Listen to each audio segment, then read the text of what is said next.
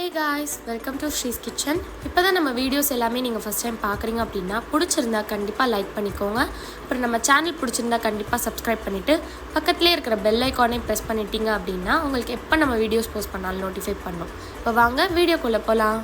Hi friends, welcome back to she's kitchen. இன்றைக்கி நம்ம இந்த வீடியோவில் சூப்பரான பூரி மசாலா, அதுக்கான அந்த கிழங்கு எப்படி செய்கிறதுன்னு தான் பார்க்க போகிறோம். இப்போ வாங்க வீடியோக்குள்ளே போகலாம். இந்த கிழங்கு செய்கிறதுக்கு ஃபஸ்ட்டு வெங்காயம் வந்து ஒரு பெரிய சைஸ் வெங்காயத்தை இந்த மாதிரி ஸ்லைசஸாக கட் பண்ணி எடுத்துக்கலாம். இது கூடவே வந்து ஒரு அரை தக்காளியை வந்து இந்த மாதிரி ஸ்லைசஸாக கட் பண்ணி அதையும் சேர்த்துக்கலாம். கூடவே 4 பச்சை மிளகாய் இந்த மாதிரி கீறி விட்டு அதையும் எடுத்து வச்சுக்கலாம்.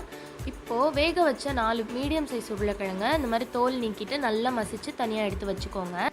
ஆக்சுவலாக நம்ம இப்போ பண்ணுறதுல வந்து நம்ம கடலை மாவு சேர்க்குறதுனால உருளைக்கிழங்கு கொஞ்சம் கம்மியாகவே சேர்த்துக்கோங்க. ஒரு கைப்பிடி அளவுக்கு பொட்டுக்கடலை எடுத்து இந்த மாதிரி அரைச்சி எடுத்துக்கோங்க நைஸாக. அதை வந்து ஒரு பாத்திரத்தில் மாற்றிட்டு இந்த மாதிரி தண்ணி ஊற்றி ஒரு லிக்விட் கன்சிஸ்டன்சிக்கு எடுத்து தனியாக வச்சுக்கோங்க. இப்போ நம்ம மசாலா செய்கிறதுக்கு ஒரு கடாயில் 2 டேபிள் ஸ்பூன் அளவுக்கு ஆயில் சேர்த்துட்டு கூடவே அரை டீஸ்பூன் கடுகு சேர்த்துக்கோங்க.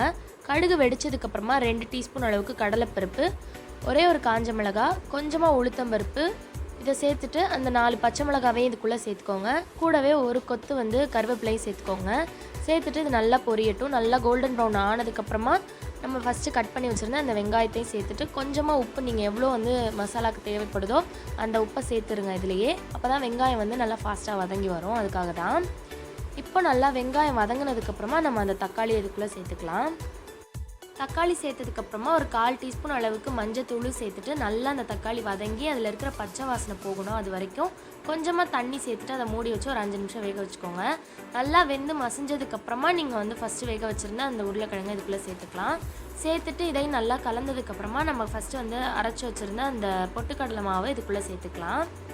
சேர்த்துட்டு உங்களுக்கு மசாலா கெட்டியாக வேணும் அப்படின்னு நினச்சிங்கன்னா கொஞ்சமாக தண்ணி சேர்த்துக்கோங்க. இல்லை நல்லாவே வந்து கொஞ்சம் லிக்விட் கன்சிஸ்டன்சி வேணும் அப்படின்னு நினச்சிங்கன்னா கொஞ்சம் தண்ணி அதிகமாகவே சேர்த்துக்கோங்க. சேர்த்துட்டு இது நல்லா வந்து ஒரு கொதி வரணும். அதுக்கு மூடி வச்சு சிம்லேயே ஒரு 5 நிமிஷம் கொதிக்க விடுங்க. இது நல்லா இந்த மாதிரி மிக்சர் வந்ததுக்கப்புறமா நம்ம வந்து இதை நல்லா கலந்ததுக்கப்புறம் கொஞ்சமாக கொத்தமல்லி தூவி இறக்கிட்டோம்னா சூப்பரான பூரிக்கான ஸ்பெஷல் ஒரு காம்போ வந்து நம்மளோட மசாலா தான். இது ரெடி ஆயிடுச்சு ஃப்ரெண்ட்ஸ். நம்ம லாஸ்ட் வீடியோவில் வந்து பூரி எப்படி செய்கிறதுன்னு சொல்லி டிப்ஸ்லாம் சொல்லி நம்ம வீடியோ போட்டிருக்கோம். அந்த வீடியோவையும் செக் அவுட் பண்ணி பாருங்கள். உங்களுக்கு பிடிச்சதுன்னா கண்டிப்பாக அந்த வீடியோக்கு லைக் பண்ணிக்கோங்க. அப்புறம் மறக்காமல் நம்ம சேனல் சப்ஸ்கிரைப் பண்ணிக்கோங்க. தேங்க்ஸ் ஃபார் வாட்சிங். பாய் பாய்.